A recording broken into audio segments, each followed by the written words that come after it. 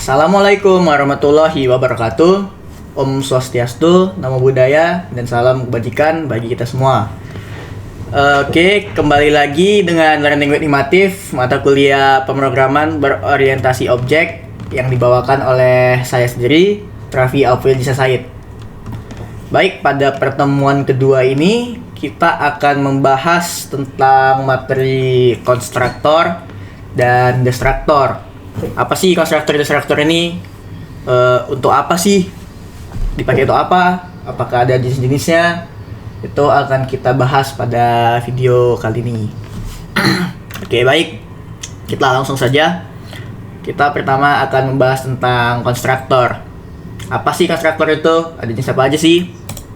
Jadi ini, apa itu konstruktor? Konstruktor adalah metode khusus yang akan dieksekusi pada saat pembuatan objek atau sebuah instansi. Biasanya metode ini digunakan untuk menginisialisasi atau mempersiapkan data untuk objek. Konstruktor memiliki nama yang sama dengan kelas. Konstruktor tidak memiliki tipe return. Jadi maksudnya konstruktor itu ibaratkan kita udah mengset supaya kita programmer bisa mengset atribut dan juga nilai-nilai value-value atribut yang sudah ada. Gimana nanti lebih lanjut lagi akan saya jelaskan di contoh kode. Baik, jadi ada beberapa jenis konstruktor yang berbeda-beda. Yang pertama yaitu default konstruktor. Konstruktor ini tidak memiliki parameter atau memiliki semua parameter default. Ini opsional ya. Fungsinya ini menginisialisasi objek tanpa perlu memberikan nilai awal. Jika kita tidak mendefinisikan konstruktor apapun, yaitu di C++ akan secara otomatis memberikan default konstruktor untuk kelas tersebut. Ini contoh kodenya. Langsung saja dari publik kita buat kelas myClass tadi ya. PBO-nya kan myClass. Di publik ada myClass, itu mengeluarkan output konstruktor dipanggil. Yang kedua ada parameterized konstruktor. Ini dia yang biasanya sering dipakai ya, soalnya ini kan yang paling mantapnya lah ya. Jadi konstruktor ini adalah yang menerima satu atau lebih parameter untuk menginisialisasikan variabel atau anggota kelas. Jadi menggunakan konstruktor ini kita bisa menerima satu atau lebih parameter nih. Itu kita mengisi value sebuah variabel atau kelasnya, atau bahasanya menginisialisasi. Konstruktor ini memungkinkan pengguna untuk memberikan nilai khusus saat objek dibuat, sehingga setiap objek bisa diinisialisasi dengan nilai yang berbeda-beda. Ini dia contoh kodenya. Di sini kita membuat kelas mahasiswa. Publik ini kita membuat string nama. Juga nih mahasiswa. Ini dia parameter konstruktornya. Nama konstruktor ini mahasiswa. Kan tadi kan kita seperti yang kita baca, sebuah konstruktor itu memiliki nama yang sama dengan kelasnya. Oke, jadi konstruktor mahasiswa di dalam parameter, ini namanya parameter, itu kita letak ada atribut string nama. Karena mahasiswa memiliki nama. Baru kita definisikan bahwa nama yang ada di publik ini, string nama itu sama dengan string nama yang ada di parameter. Kita buat this garis panah nama sama dengan nama. Di nama yang di public itu sama dengan nama yang di parameter untuk kita ngisi nanti supaya tidak kebingungan. Ini outputnya. Baru nanti kita buat di integerminnya mahasiswa MHSW, ini untuk penamaannya ya. Isinya nih di parameter kita isi Joni. Itu nanti outputnya yang keluar nama Anda adalah Joni. Ini kan Joni ini kan sudah kita isi nih. Tadi kan cuma nama di parameter ini kan. Cuma kita isi dengan nama Joni supaya ya terinisialisasi namanya itu Joni. Nama Anda Joni. Ya, berikutnya ada copy konstruktor, yaitu konstruktor yang menerima satu atau lebih parameter untuk menginisialisasi variabel atau anggota kelas. Konstruktor ini memungkinkan pengguna untuk memberikan nilai khusus saat objek dibuat, sehingga setiap objek bisa diinisialisasi dengan nilai yang berbeda-beda. Nih contoh kodenya. Ini parameter konstruktor yang tadi masih sama mahasiswa, dan ini adalah copy konstruktornya. Untuk supaya kita menandakan bahwa ini copy konstruktor, kita perlu ini simbol dan ya, simbol n. Bahwa kita buat ini ya MASW modelnya ya. Objeknya kita definisikan lagi dis nama sama dengan mahasiswa nama MASW. Untuk menandakan saya buat di sini supaya copy constructor dipanggil, supaya membedakan di output.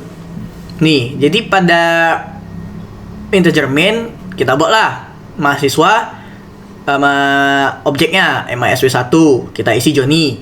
Yang kedua kita buat mahasiswa MASW2 sama dengan MHSW1. Maka jadinya mahasiswa yang kedua ini namanya juga Joni, sama nih di outputnya. Nama Anda adalah Joni. Baru untuk menunjukkan bahwa copy constructor dipanggil, saya buatlah ini outputnya copy this constructor dipanggil. Nama yang disalin itu Joni. Mana dia? Nama yang dipanggil itu Joni, ngikut dengan MHSW1. Oke, selanjutnya kita akan membahas tentang destructor. Apa itu destructor? Destructor adalah metode khusus dalam PBO atau OOP yang digunakan untuk membersihkan atau melepaskan sumber daya yang dialokasikan untuk objek ketika objek tersebut dihancurkan atau dikeluarkan dari memori. Di C++ ini, destructor biasanya digunakan untuk melepaskan memori atau sumber daya lain seperti file atau koneksi jaringan yang diambil selama masa hidup objek.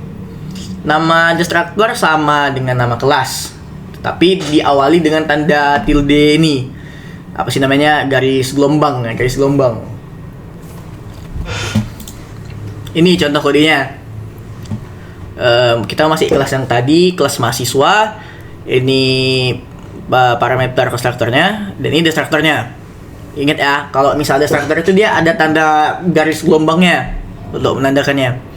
Kita outputnya destructor dipanggil untuk nama yang kita isi di integer main, itu Joni. Nah, jadi ini dia outputnya. Nama Anda adalah Joni, seperti yang kita isi di sini. Habis itu destructor dipanggil untuk nama Joni. Karena maksudnya nama gini nih. Jadi singkatnya itu destructor itu gini nih. Misal di constructor itu kan kita mengkonstruk nama nih. Kita buat namanya Joni menggunakan constructor kan. Di parameter kita isi bahwa nama mahasiswa ini Joni. Nah, destructor itu digunakan untuk menghapus nama Joni ini setelah keluar di output supaya memorinya lebih efisien, alokasi memorinya nggak menuhin. Jadi Joni setelah keluar output, nah nama Anda adalah Joni, itu akan dihapus dari alokasi filenya, dari memorinya. Jadi saya buat sini outputnya untuk menandai bahwa yang dihapus itu adalah Joni, dihapus dari memori.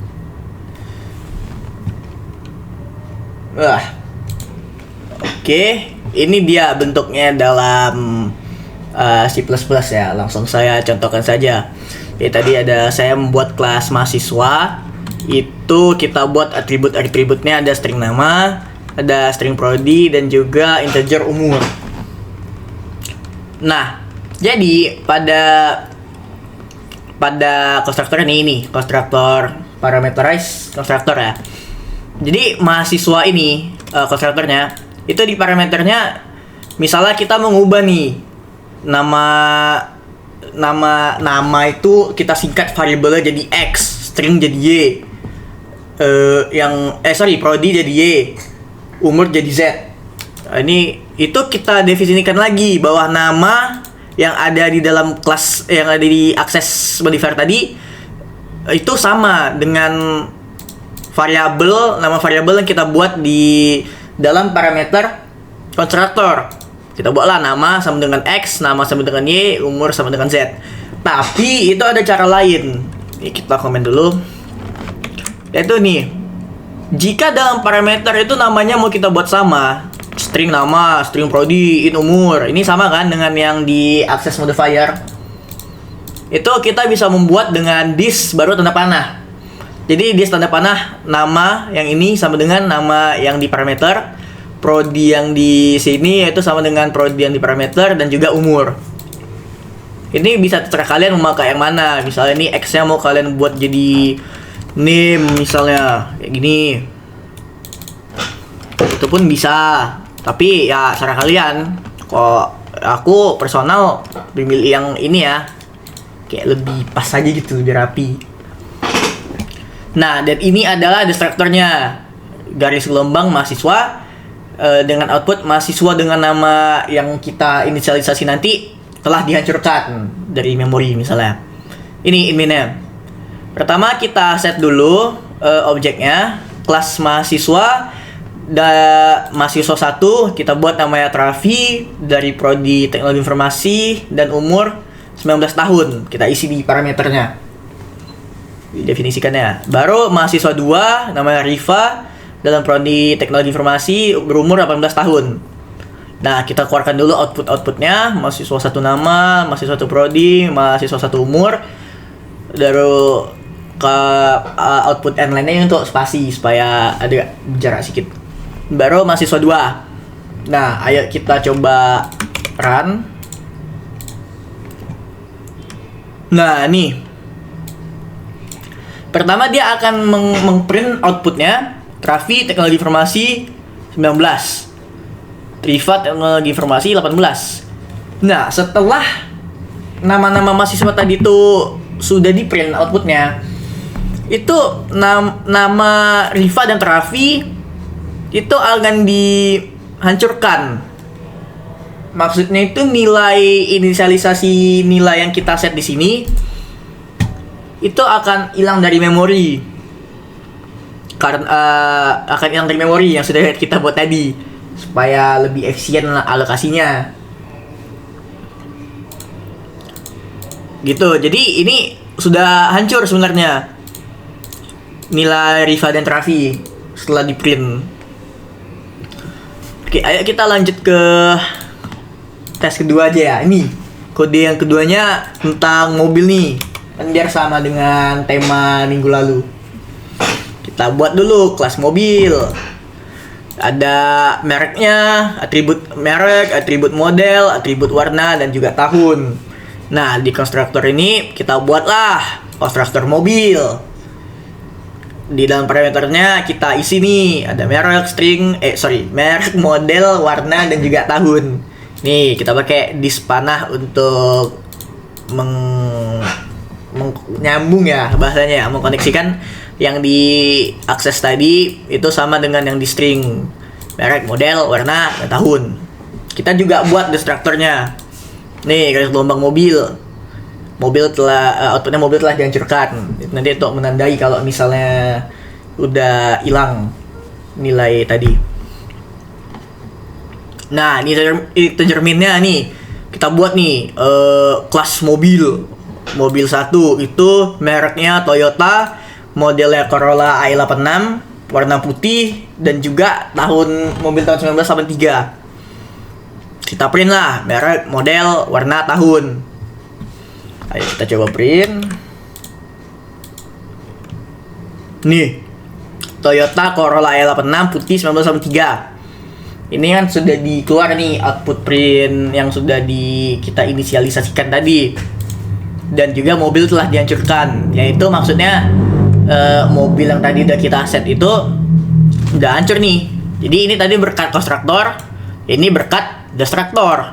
Dia membuktikan kalau misalnya mobil tadi yang kita inisialisasikan tadi, data Toyota Corolla i86 ini sudah hancur dari memori. Misalnya mau kita buat lagi gini. Oh nggak, sini aja. Mobil 2. Misalnya kita mau bikin apa lagi nih?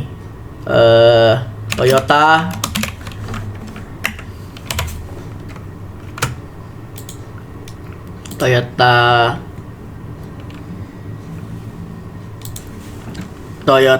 kita buat sini Avanza model Avanza ya, merek Toyota. Warnanya misalnya kita buat warna hitam. Hitam. Ini misalnya tahun berapa? 2023 misalnya, biar baru sedikit ya kan, jangan baru-baru kali. Nah, baru kita buat lagi nih ya.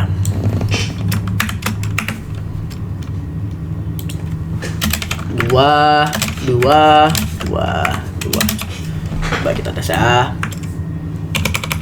Oh, ini mending kita buat aja ya. N harus N-line juga bisa. Ini N ini kan untuk supaya ada ininya, ada pembatasnya buat garis baru. Cuma N-line pun bisa. Sebetulnya lebih efisien pakai N-line sih ya. Sama sih kegunaannya. Coba kita run.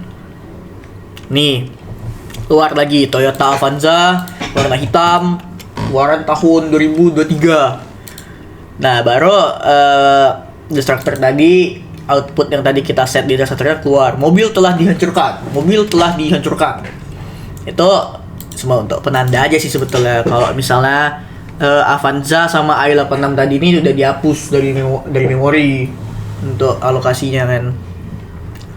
Baik, sekian penjelasan saya mengenai pertemuan kali ini, materi konstruktor dan destruktor. Semoga kalian bisa paham lah ya atas penjelasan aku tadi. Jika ada yang mau ditanya, silahkan tanya saja di kolom komentar di bawah.